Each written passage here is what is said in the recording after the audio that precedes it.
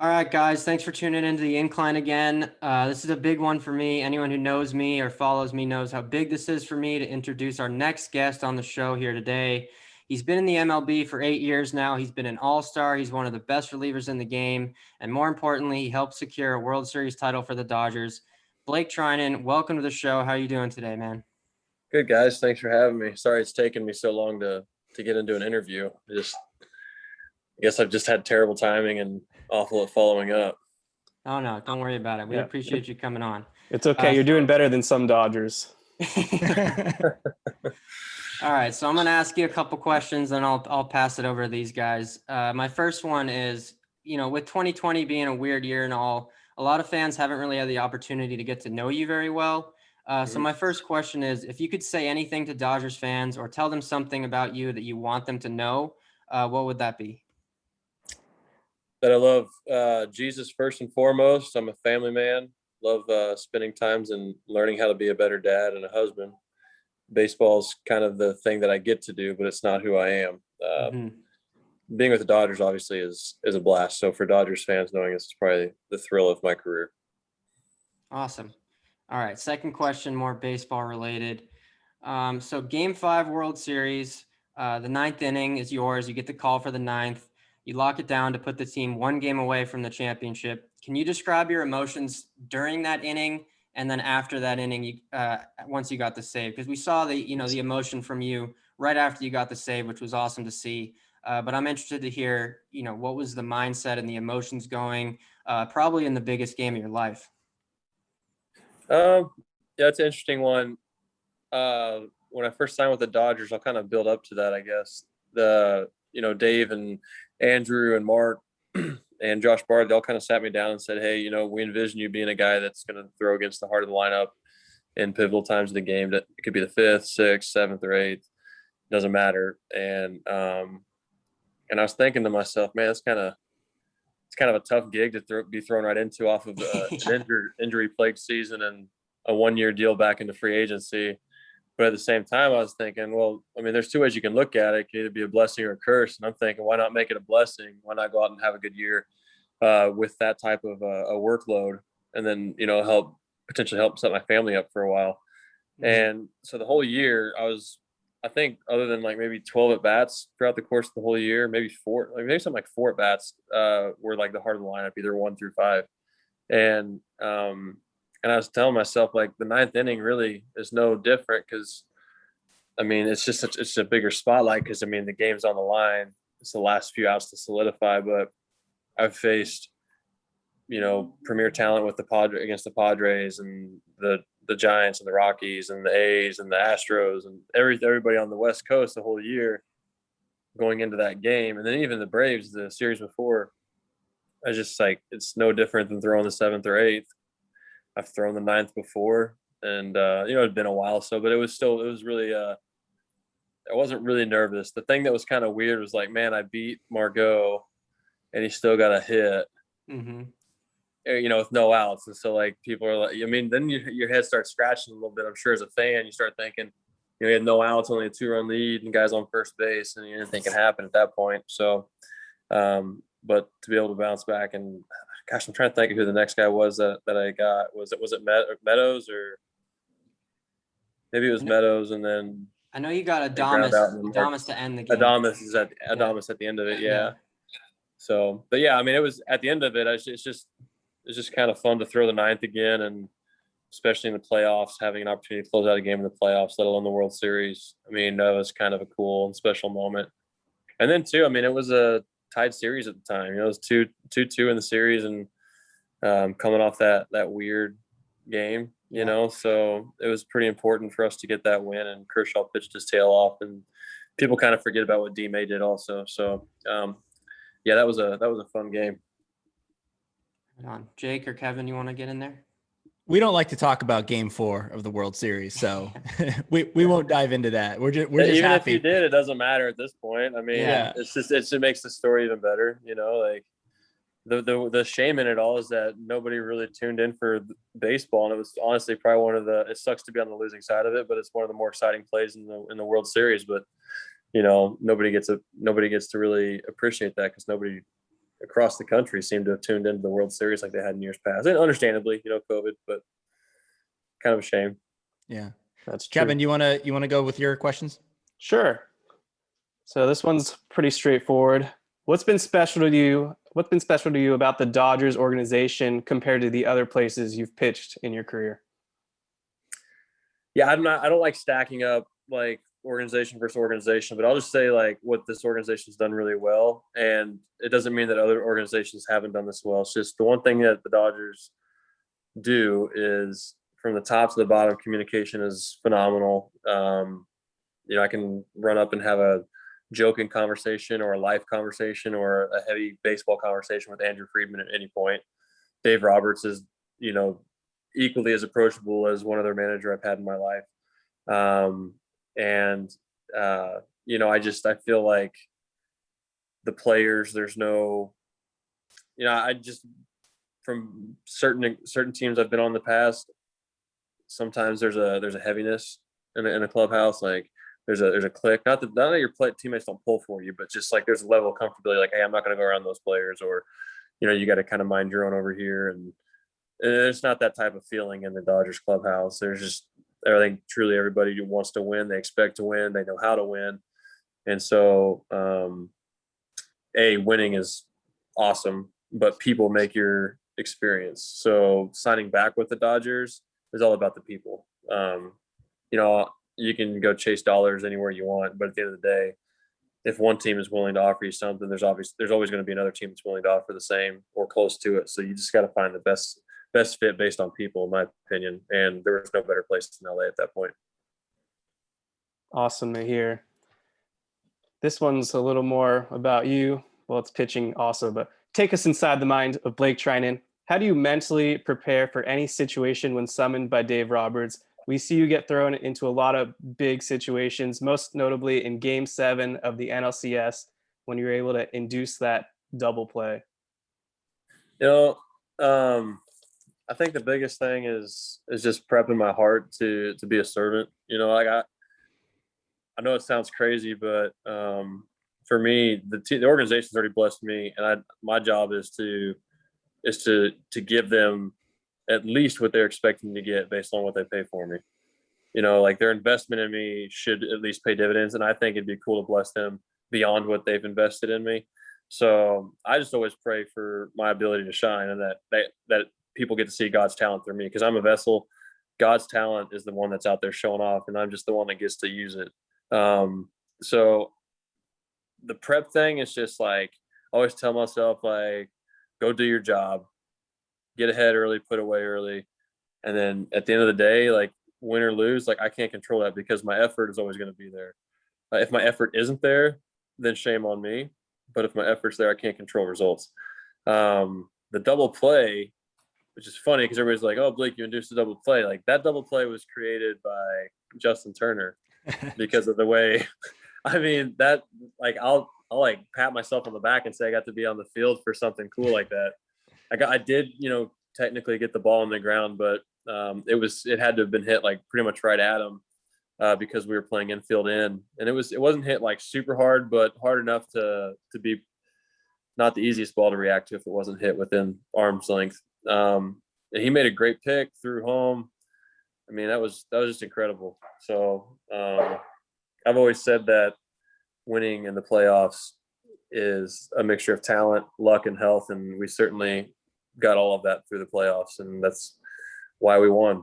So go ahead, Jake. So Blake, you mentioned that one of the big reasons why you came back to the Dodgers was the personnel, the clubhouse, and all of that. And in 2020, we kind of saw you guys kind of cruise through the season. You guys were just the class of Major League Baseball, class of the National League, made it to the playoffs pretty easily. You faced some adversity in the NLCS, down 3-1, amazing comeback there. And then this season started out kind of like with house on fire, 13-2. But then you guys recently hit a kind of a rough patch, went 5-15. And we've heard, quotes in the media from Dave Roberts and some of the players, but I'm just curious what it's been like inside the clubhouse during a rough patch like this. You guys obviously know that you are a better team than what the record shows. So Yeah. what is it like inside the clubhouse? You know, are there guys talking? Is it sort of somber? What's been the mood like? Well, I mean, obviously it sucks losing, you know. I don't think there's been any source of panic through any of it, which is new in my, you know, respects and experiences throughout the course of my career. It's not the first time I've been on a rough stretch, but it's definitely the most like laid back version of it. I mean, guys, we know the talent that we have in there. We're missing so many key pieces, and it's like, yeah, there's injuries all across the league, and every team is having to deal with it. But there's a lot of players on our team that are missing that are key players. I mean, you could argue that every part of our team, if you could make your ideal lineup with the personnel we have, everybody healthy, every single person 1 through 9 is such an elite player that when you lose them, it definitely makes things a little difficult. And then on top of that, you've got, you know, maybe we're not performing the way that we were used to performing. So you have that on top of injuries. We all kind of see like it's the perfect storm for things to be happening the way it is. We're not worried about it. The blessing is it's not a 60-game season this year. It's a 162-game season this year. And, you know, once we get guys back, we've had a lot of young guys in the bullpen have to really step up and be thrown into the fire in situations that normally they probably wouldn't be thrown into. And it's only going to benefit down the stretch. I mean, look at how many games we've lost that have been extra innings and or close games. That's only going to benefit us. We're getting everybody's best blow every time they face us. I mean, who doesn't want to compete against the World Series champions? And last year, you would have said the same thing about facing the Nationals. And the year before, you would have said the exact same thing about facing the Red Sox, I think, right? So Yep. it's no different each year. You have a target on your back. If you want to go back to back, you have to embrace the adversity. Like the fact that it sucks right now is only a benefit. We're getting everybody's best bullet right now. And when we face them in the playoffs or when we face them down the stretch, they're not going to be able to trick us with anything different. They can't say, oh, we pitched this way all year. And oh, by the way, we still have this bag of tricks that we can throw at you. Like I've seen starters literally throw like 60% breaking balls against our lineup and they've done well. But what are you going to do come down the stretch? You're going to try to throw a bunch of heaters and blow up by guys? Because I guarantee you fastballs don't mean squat in the big leagues anymore if you're just going to pound fastballs, right? Yeah. So when you look at how many people throw 100 now and they've given up. I mean, frick, I've given up 17 hits in 15 innings. Like, albeit some of them are like, you know, weak contact. But like, dude, people hit fastballs. It's part of the game. So if you're going to try to like give us your best bullet right now, like, cool. Thank you. I appreciate it. And if you don't, cool. We don't care because like, if you want to be great, like you have to go out and play like your best every single time. And this team has been seasoned in the playoffs now since I've been in the big leagues. Honestly, probably 2016 on is how I remember this team literally vying for a world championship every single year. Yeah. So they've been on that stage, and this isn't like an egotistical approach from my angle. Like to me, there's a difference between confidence and arrogance. And I think it's just knowing the talent that we have and knowing what it takes to actually be elite and good and repeat. Like it's freaking hard. And everybody's gunning for you. You're going to get the best bullets. If you lose, you don't worry about that. You just say, fine, cool, play again next time. Try to do it again because I'll take our chances any day of the week. It's interesting you mentioned the amount of soft contact that you've induced, because I remember, I think it was in the Cubs series, but I remember you inducing like pretty much soft contact the entire inning, but balls were just, you know, beating the shift, or it was kind of dribbling down the third baseline, or maybe there was a defensive miscue behind you. And I kind of remarked to the guys here that you must have gotten like 5 or 10 outs in that inning. What is it like to have an inning like that, to stay composed on the mound, to not let your emotions get the better of you, and to still get the job done? I mean, are you feeling frustrated when those things happen, or is it sort of like, it's out of my control, I just got to get the next batter? It's a little bit of both. I mean, you never want to see somebody get a hit against you, especially when, like, for myself, like I'm looking for weak contact ground balls or weak contact pop flies. So, you know, if I give up a hit the other way, like, okay, cool, it's done, it's over with, I can't control it. How can I get the next out? Or, you know, with that inning, I think you're right. There was 2 ground balls that went through the shift, which, you know, I don't really get caught up in the shift. Like, some people, it's not like our organization is saying like, oh yeah, we're gonna shift Blake and just try to screw him. Like that's not like anybody's goal, you know, like, oh, we're not going to try to shift Kershaw and try to screw him. You know, like they're doing it based on numbers. Like they're taking like educated assumptions on hitters' tendencies. So it's supposed to play out in your favor. Doesn't always work that way. Sometimes you run into weird stretches where it doesn't work for a while. But for me, like, I can't control it. I don't get paid to worry about the shift. I get paid to worry about the guy in the box. So when that inning happened, I remember thinking to myself, like, you can get caught up in the fact that it's just kind of seems like every outing I've had, the leadoff guy or somebody in the first two, like, finds a way on, and I've got a high pressure situation that I got to navigate through and try to give my defense a chance to work to get out of it. But I remember throughout the course of my career, there's so many times when, like, teammates will pick you up. Like, nobody wants to have the target on the back of their head saying, "Oh, I'm the reason that inning got bigger," or like, "Frick, now that guy's gonna be pissed at me because I didn't, like, execute this pitch and they got a double and scored a run, or I didn't do my job because I'm supposed to be getting a hold here." So I look around and I remember like Edwin Rios is like an absolute stud in my opinion. I think this season people need to understand, like, he was battling an injury, and baseball sucks sometimes. You know what I mean? Like, he had a weird hop on a ground ball, and I remember looking back to him like, "Dude, you're gonna get another ground ball. Don't worry about it. Like, you're like," I'm just thinking to myself, like, "Dude, you're elite. I have full confidence in you. Like, everybody in our defense, I have full confidence. Like, I'm not worried whatsoever. I'm gonna get another ground ball. So don't worry about what just happened." And I know, like, for me, if someone were to say it to me if I were to say something like, or like mess up a play or something early in my career, like, it would give me the vote of confidence. Like, cool, it's done, it's over with. Like, on to the next one. So then at that point, like, it's either my job to try to get the next guy out or give my defense a chance to work. And so I'm trying to strike guys out, and if not, then weak contact for double play. And it ended up working out in our favor. And like, at that point, it doesn't matter. Like, you can't dwell on giving up weak contact hits or a weird hop on the infield that leads to misfortune. So our guys are going to make way more plays behind me than I'll ever probably make for them. So like, my goal is just to try to stay positive and make sure everybody else stays positive. Sweet. I got one final question from me, because I know you've showed up a few times in Trevor Bauer's vlogs, and I just am curious what kind of teammate he's been like. From all accounts that we've heard, he's been terrific, and he's been kind of like a second pitching coach on the staff, and he's also shown by example. He's been one of our most elite starting pitchers this year. What has it been like? What has he brought to this clubhouse, and have you developed a friendship with him at all? Yeah, I mean, I think it's always important to take time to get to know your teammates. I've had a lot of great conversations with Trevor.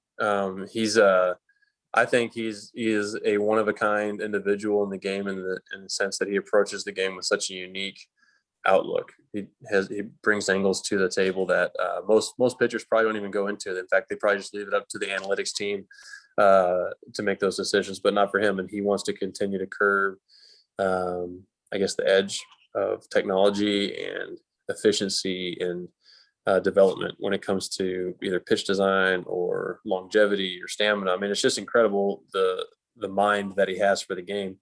And I have to give him credit for helping me, him and Connor McGinnis both, when it comes to my new slider that I've been throwing this year, and it's benefited me a lot.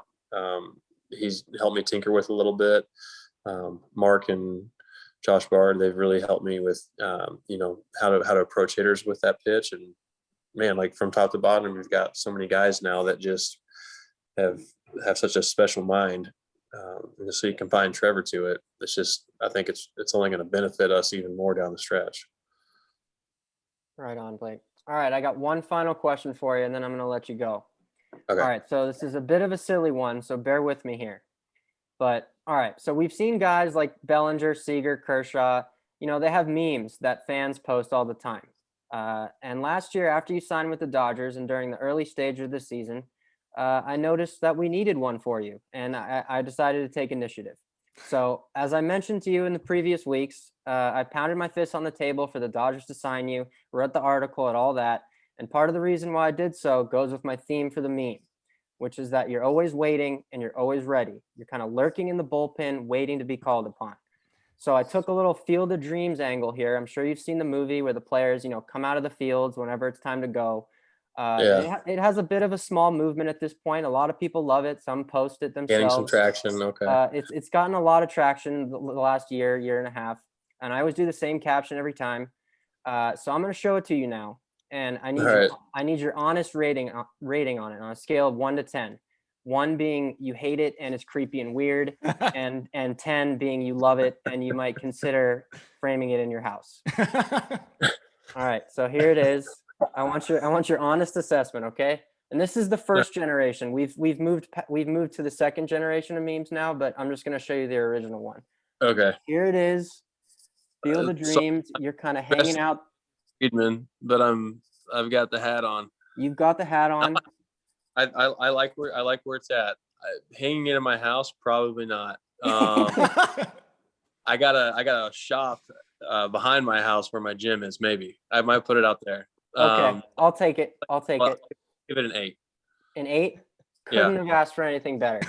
I'll have to show you the next generation memes later on. Maybe we'll get you on here another time and I'll show you the second generation memes. But Blake, thanks again, man. We really appreciate it. We're thrilled to have you in LA, and you're a real pleasure to watch out there. Yeah, no worries. I guess I can tell Jimmy to stop hounding me to get on the show then. Yeah, that's right. Give Jimmy our best and tell him thanks for hounding you for us. All right. Have a good one, guys. Thanks, Blake. Thanks, Blake. Have a good one.